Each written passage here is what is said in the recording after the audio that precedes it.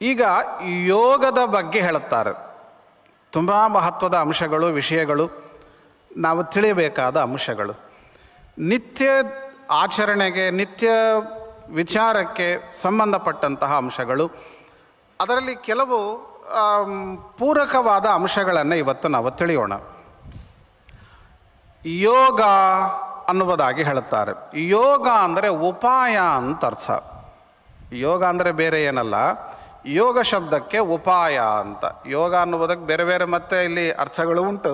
ಪ್ರಸ್ತುತ ನಮಗೆ ಬೇಕಾದದ್ದು ಜ್ಞಾನೋಪಾಯ, ಜ್ಞಾನ ಸಾಧನ, ಅದನ್ನು ಯೋಗ ಅಂತ ಕರೀತಾರೆ. ಇದರಲ್ಲಿ ಅನೇಕ ವಿಭಾಗಗಳಿವೆ ಅಂತ ಯೋಗದಲ್ಲಿ. ಪ್ರಾಣಾಯಾಮ ತಥಾ ಧ್ಯಾನಂ ಪ್ರತ್ಯಾಹಾರ ಅಥ ಧಾರಣ ಸಮಾಧಿಶ್ಚ ಮುನಿಶ್ರೇಷ್ಠಾ ಯಮಶ್ಚ ನಿಯಮಾಸನೆ ಮಯ್ಯೇಕ ಚಿತ್ತತಾ ಯೋಗ ಪ್ರತ್ಯಂತರ ನಿಯೋಗತಃ. ಯೋಗಗಳಲ್ಲಿ ಇಷ್ಟು ಭಾಗಗಳಿವೆ. ಒಂದು ಪ್ರಾಣಾಯಾಮ ಅಂತಾರೆ, ಧ್ಯಾನ ಅಂತಾರೆ, ಪ್ರತ್ಯಾಹಾರ, ಧಾರಣ, ಸಮಾಧಿ, ಯಮ, ನಿಯಮ, ಆಸನ, ಮಯ್ಯೇಕ ಚಿತ್ತತ, ನನ್ನಲ್ಲೇ ಒಂದೇ ರೀತಿ ಮನಸ್ಸನ್ನು ಇಡುವಿಕೆ, ಈ ಮೊದಲಾದಂತಹ ರೀತಿಯಲ್ಲಿ ಯೋಗಗಳನ್ನು ಹೇಳಿದ್ದಾರೆ. ಇದರೊಳಗೆ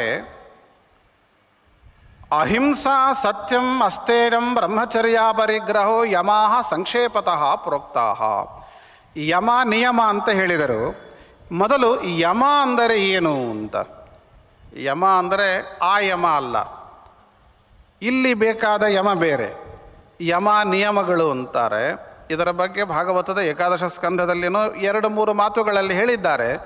ಪ್ರಸ್ತುತ ಇಲ್ಲಿ ಹೇಳುವ ಯಮಗಳು ಅಹಿಂಸಾ ಇದು 1, ಸತ್ಯಂ 2, ಅಸ್ತೇಯಂ 3, ಬ್ರಹ್ಮಚರ್ಯ, ಅಪರಿಗ್ರಹ ಅಂತ. ಹೀಗೆ 5 ಪ್ರಕಾರದ, ಅಲ್ಲಿ 12 ಅಂತೆಲ್ಲ ಹೇಳಿದ್ದಾರೆ. ಪ್ರಧಾನವಾಗಿ ಇಲ್ಲಿ 5 ಕೂರ್ವ ಪುರಾಣವಾದದ್ದು ಹೇಳುತ್ತೆ. ಅದಕ್ಕೆ ಅಂದ್ರವರು ಸಂಕ್ಷೇಪತಃ ಪ್ರೋಕ್ತಾಹ, ಸಂಕ್ಷೇಪವಾಗಿ ಹೇಳಿದ್ದೇವೆ, ಇವು 5 ಯಮಗಳು ಅಂತ. ಸಂತೋಷ. ಹಾಗಂದರೇನು? ಅಹಿಂಸಾ ಸತ್ಯಂ ಅಸ್ತೇಯಂ ಅಂತ ಹೇಳಿದಿರಿ, ಅಹಿಂಸಾ ಅಂತಂದರೆ ಏನು? ಅದನ್ನು ವ್ಯಾಖ್ಯಾನವನ್ನು ಮಾಡುತ್ತಾರೆ. ಕರ್ಮಣ ಮನಸ ವಾಚ ಸರ್ವಭೂತೇಷು ಸರ್ವದಾ ಅಕ್ಲೇಶ ಜನನಂ ಪ್ರೋಕ್ತಾತು ಅಹಿಂಸಾ.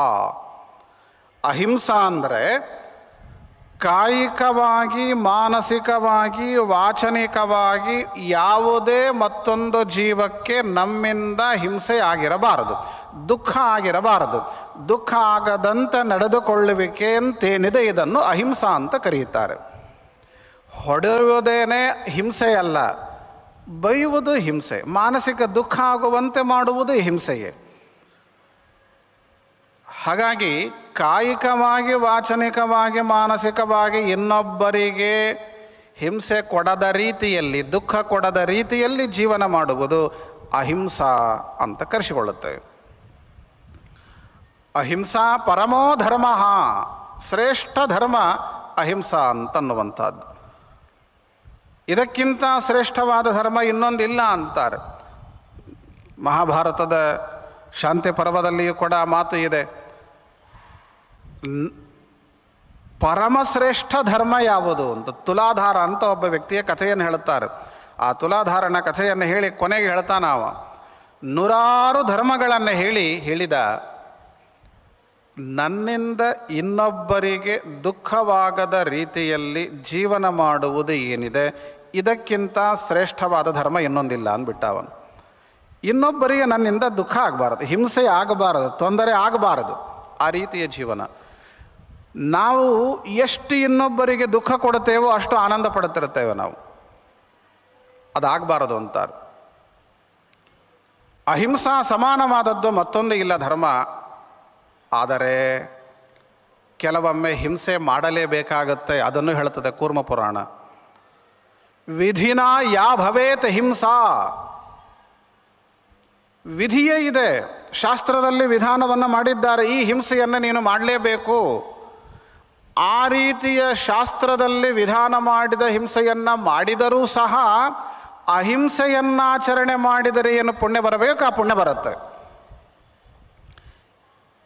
ಮಹಾಭಾರತದ ಯುದ್ಧ ಎಷ್ಟು ಜನರನ್ನು ಸಂಹಾರ ಮಾಡಿದರು?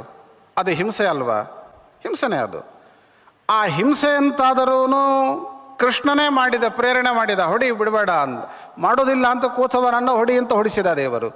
ಅದು ಹಿಂಸೆನಾ? ಅಲ್ಲ ಅಂತಾರೆ. ಶಾಸ್ತ್ರದ ಪ್ರಕಾರದಲ್ಲಿ ಅದು ಹಿಂಸೆ ಅಲ್ಲ. ಶಾಸ್ತ್ರದಲ್ಲಿ ವಿಧಿಯನ್ನಾಗಿ ಹೇಳಿದ, ಮಾಡು ಅಂತ ಹೇಳಿದ ಹಿಂಸೆ ಏನಿದೆ ಅದನ್ನು ಬಿಟ್ಟು ಉಳಿದ ಹಿಂಸೆಗಳನ್ನು ಮಾಡಬೇಡ.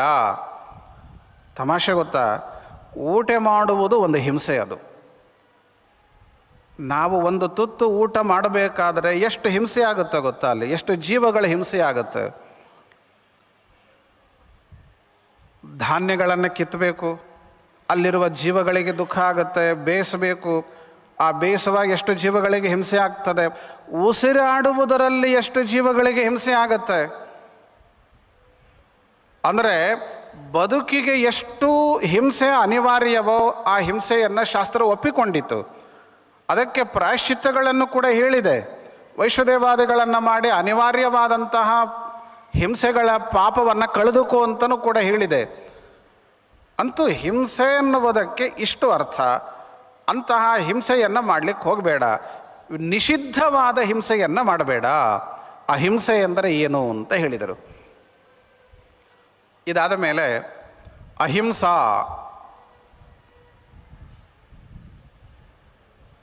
ವಿಧಿನಾಯ ಭವೇತ ಹಿಂಸಾ ತ್ವಹಿಂಸೇವ ಪ್ರಕೀರ್ತಿತ. ಸತ್ಯ ಅಂದರೆ ಏನು ಹೇಳ್ತಾರೆ. ಸತ್ಯೇನ ಸರ್ವಂ ಆಪ್ನೋತಿ ಸತ್ಯ ಸರ್ವಂ ಪ್ರತಿಷ್ಠಿತಂ. ಸತ್ಯದಲ್ಲಿ ಎಲ್ಲವೂ ಇದೆ. ಸತ್ಯ ಅಂದರೆ ಏನು? ಯಥಾರ್ಥ ಕಥನ ಆಚಾರ. ಯಥಾರ್ಥವಾದದ್ದನ್ನು ಹೇಳುವುದು, ನಡೆಯುವುದು, ಅದನ್ನು ಸತ್ಯ ಅಂತ ಕರೀತಾರೆ ಅಂತ. ಇದ್ದದ್ದನ್ನು ಇದ್ದಂತೆ ಹೇಳುವುದು. ಇಷ್ಟು ಕೂರ್ಮ ಪುರಾಣ ಹೇಳಿತು. ಆಚಾರ್ಯರಂತಾರೆ, ಮಹಾಭಾರತದಲ್ಲಿ ಕೂಡ ಮಾತು ಹೇಳಿದ್ದಾರೆ. ಯತ್ ಸತಾಂ ಹಿತಂ ತತ್ ಸತ್ಯಂ ಅಂತಾರೆ. ಯಾವ ಮಾತಿನಿಂದ ಸಜ್ಜನರಿಗೆ ಒಳ್ಳೆಯದಾಗುತ್ತೋ ಆ ಮಾತು ಸತ್ಯ. ಇದ್ದದ್ದನ್ನು ಇದ್ದಂತೆ ಹೇಳುವುದು ಸತ್ಯ ಅನ್ನುವುದು ಒಂದರ್ಥದಲ್ಲಿ ಇಷ್ಟೇ, ಎಲ್ಲ ಕಾಲಕ್ಕೂ ಅಲ್ಲ. ಅದು ಒಂದು ಸುಳ್ಳು ಹೇಳುವುದರಿಂದ ಒಬ್ಬ ಸ್ತ್ರೀ ರಕ್ಷಣೆಯಾಗುತ್ತೆ ಅಂತಾದರೆ, ಒಂದು ಸುಳ್ಳು ಹೇಳುವುದರಿಂದ ಗೋ ರಕ್ಷಣೆ ಆಗುತ್ತೆ ಅಂತಾದರೆ, ಒಂದು ಸುಳ್ಳು ಹೇಳುವುದರಿಂದ ಒಬ್ಬ ಸಜ್ಜನನ ರಕ್ಷಣೆ ಆಗುತ್ತೆ ಅಂತಾದರೆ, ಒಂದು ಸುಳ್ಳು ಹೇಳುವುದರಿಂದ ನಿನ್ನ ವೃತ್ತಿ ಉಳಿಯುತ್ತೆ, ಪ್ರಾಣ ಉಳಿಯುತ್ತೆ ಅಂದರೆ ಆ ಸುಳ್ಳನ್ನು ಹೇಳು. ಅದರಿಂದ ಸತ್ಯ ಹೇಳಿದರೆ ಬರುವ ಪುಣ್ಯವೇ ಬರುತ್ತದೆ ಅಂತಾರೆ. ಕೆಲವರು ಕಟುಕರು ಗೋವನ್ನು ಬೆನ್ನಟ್ಟಿ ಹೊರಟಿದ್ದರಂತೆ, ಅದನ್ನು ಹಿಡಿದು ಕೊಲ್ಲಬೇಕು ಅಂತ. ಆ ಗೋವು ತಪ್ಪಿಸಿಕೊಂಡು ಓಡುತ್ತಾ ಇದೆ. ಅಲ್ಲೇ ಒಂದು ಆಶ್ರಮದಲ್ಲಿ ಅದು ತಪ್ಪಿಸಿಕೊಂಡು ಓಡುತ್ತಾ ಇದೆ. ಕಟುಕರು ಓಡಿ ಬರ್ತಾ ಇದ್ದರು. ಗೋವು ಕಾಣಿಸ್ತಾ ಇಲ್ಲ ಕಟುಕರಿಗೆ. ಅಲ್ಲೊಬ್ಬ ಮುನಿ ಕೂತಿದ್ದ, ಅರ್ಧ ಓದಿದ ಮುನಿ. ಆತನನ್ನು ಕೇಳಿದರು, ಗೋ ಖಂಡಿತ, ಓ ಇದೆ, ಇಲ್ಲೇ ಹೋಯಿತು ನೋಡು ಅಂದರು. ಇಲ್ಲೇ ಹೋಯಿತು ಅಂತ ಕೇಳಿ ಅದನ್ನು ಹಿಡಿದು ಕೊಂದು ಹಾಕಿದರು. ಪಾಪ ಯಾರಿಗೆ ಬಂತು? ತೋರಿಸಿದವನಿಗೆ ಬಂದದ್ದು. ಅವರಿಗೂ ಬಂದಿದೆ, ಕಟುಕರಿಗಿದ್ದೇ ಇದೆ, ಅದರಲ್ಲಿ ಇವರಿಗೂ ಪಾಲಿದೆ. ಹಾಗಾಗಿ ಎಲ್ಲ ಕಡೆಗೂ ಇದ್ದದ್ದನ್ನು ಇದ್ದಂತೆ ಹೇಳುವುದೇ ಸತ್ಯ ಅಂತ ಆಗೋದಿಲ್ಲ. ಬಹುಶಃ ಇದ್ದದ್ದನ್ನು ಇದ್ದಂತೆ ಹೇಳುವುದು ಸತ್ಯ, ಎಲ್ಲ ಕಡೆಗೂ ಅಲ್ಲ. ನೋಡಿ ಅದನ್ನು ಅರ್ಥ ಮಾಡಿಕೊಳ್ಳಬೇಕು ಅಂತಾರೆ. ಆದರೆ ಸುಮ್ಮನೆ ಸುಳ್ಳು ಹೇಳಬಾರದು. ಈ ಮೊಬೈಲ್ ಬಂದ ಮೇಲಂತೂ ಸುಳ್ಳು ಹೇಳುವುದು ಎಷ್ಟು ಸುಲಭ ಆಗಿದೆ. ಅದಕ್ಕೆ ನಾವು ಅಡ್ಜಸ್ಟ್ ಆಗಿಬಿಡುತ್ತೇವೆ. ಎಲ್ಲಿದ್ದೀರಿ? ಇಲ್ಲೇ ಮಠದಲ್ಲಿ ಇದ್ದೇವೆ ಅಂತಾರೆ. ಮನೆಯಲ್ಲೇ ಇರ್ತಾನೆ, ಮಠದಲ್ಲಿದ್ದೇವೆ ಅಂತಾರೆ. 1,00,000 ರೂಪಾಯಿ ಏನು ಬರೋದಿರೋದಿಲ್ಲ, ಏನೂ ಲಾಭ ಇಲ್ಲದೆಯೂ ಸುಳ್ಳು ಹೇಳ್ತಾರೆ. ಸುಳ್ಳು ಹೇಳಬಾರದು. ಮಹತ್ತರವಾದ ಕಾರಣ ಇದ್ದಾಗ, ಹಿಂದೆ ಹೇಳಿದಂತೆ ಒಬ್ಬ ಸಜ್ಜನನ, ಗೋವಿನ, ಸ್ತ್ರೀ ರಕ್ಷಣೆ, ಆತ್ಮರಕ್ಷಣೆ ಆಗುವ ಸಂದರ್ಭ ಬಂದಾಗ ಒಂದು ಸುಳ್ಳು ಹೇಳಪ್ಪ. ನಿಷ್ಕಾರಣವಾಗಿ ಸುಳ್ಳು ಹೇಳಬೇಡ, ಪಾಪ ಬರುತ್ತದರಿಂದ. ಸತ್ಯೇನ ಸರ್ವಂ ಆಪ್ನೋತಿ ಸತ್ಯೇ ಸರ್ವಂ ಪ್ರತಿಷ್ಠಿತಂ. ಇನ್ನು ಅಸ್ತೇಯ ಅಂತ. ಅಸ್ತೇಯ ಅಂದರೆ ಸ್ಥೇಯಕ್ಕೆ ವಿರುದ್ಧ. ಸ್ಥೇಯ ಅಂದರೆ ಕಳ್ಳತನ. ಸ್ಥೇಯ ಅಂದರೆ ಕಳ್ಳತನ. ಅಸ್ತೇಯ ಕಳ್ಳತನವನ್ನು ಮಾಡದೇ ಇರೋಣ ಅಂತ. ಪರದ್ರವ್ಯಾಪಹರಣಂ, ಮತ್ತೊಬ್ಬರ ಪದಾರ್ಥವನ್ನು ಅಪಹಾರವನ್ನು ಮಾಡುವಂಥದ್ದು ಸ್ಥೇಯ ಅಂತಾದರೆ ಅದನ್ನು ಬಿಡುವುದು ಅಸ್ತೇಯ ಅಂತಾಗುತ್ತೆ. ಇದು ಕೂಡ ಯಮ ಅಂತ ಕರೆಸಿಕೊಳ್ಳುತ್ತದೆ. ಕರ್ಮಣ ಮನಸಾ ವಾಚಾ ಸರ್ವಾವಸ್ಥಾಸು ಸರ್ವದಾ ಸರ್ವತ್ರ ಮೈಥುನ ತ್ಯಾಗಂ ಬ್ರಹ್ಮಚರ್ಯಂ ಪ್ರಚಕ್ಷತೆ. ಬ್ರಹ್ಮಚರ್ಯವನ್ನು ಪರಿಪಾಲನೆಯನ್ನು ಮಾಡುವಂಥದ್ದು. ಕಾಯಿಕವಾಗಿ, ಮಾನಸಿಕವಾಗಿ, ವಾಚನಿಕವಾಗಿ ಬ್ರಹ್ಮಚರ್ಯವನ್ನು ಪರಿಪಾಲನೆಯನ್ನು ಮಾಡಬೇಕು. ಕೇವಲ ಕಾಯಿಕವಾದಂತಹ ಬ್ರಹ್ಮಚರ್ಯ ಅಲ್ಲ, ಮಾನಸಿಕವಾದ ಬ್ರಹ್ಮಚರ್ಯ, ವಾಚನಿಕವಾದ ಬ್ರಹ್ಮಚರ್ಯದ ಪರಿಪಾಲನೆಯನ್ನು ಕೂಡ ಮಾಡಬೇಕು. ಅಶ್ವತ್ಥಾಮರಲ್ಲಿ ವಾಚನಿಕವಾದ ಬ್ರಹ್ಮಚರ್ಯ ಹೊರಟು ಹೋಯಿತು ಅಂತ ಹೇಳುತ್ತೆ.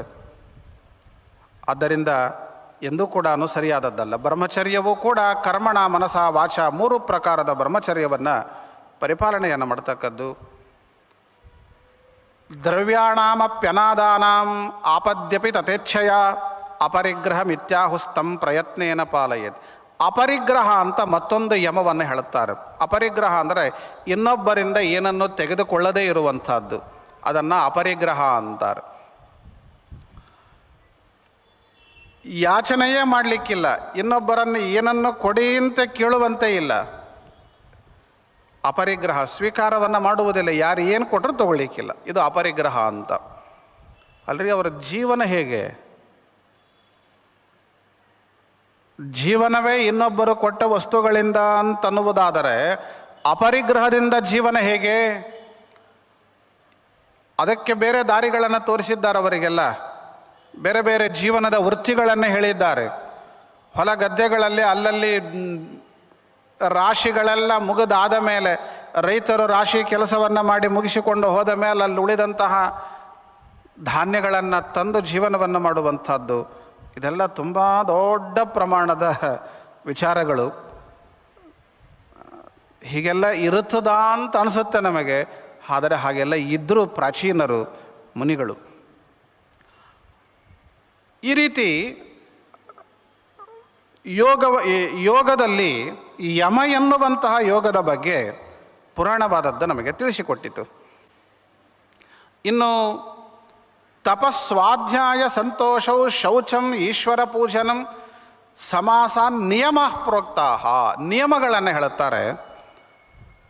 ತಪಸ್ಸು, ಸ್ವಾಧ್ಯಾಯ, ಸಂತೋಷ, ಶೌಚಂ, ಈಶ್ವರ ಪೂಜನಂ ಅಂತ. ಇದು ಕೂಡ 5 ಹೇಳಿದ್ದಾರೆ ಸಂಕ್ಷಿಪ್ತವಾಗಿ. ಬೇರೆ ಕಡೆಗಳಲ್ಲೆಲ್ಲ ವಿಸ್ತಾರವಾಗಿ ಅವುಗಳ ಬಗ್ಗೆ ಹೇಳಿದ್ದಾರೆ. ಸಂಕ್ಷಿಪ್ತವಾಗಿ 5 ವಿಧವಾದಂತಹ ನಿಯಮಗಳು ಅಂತ.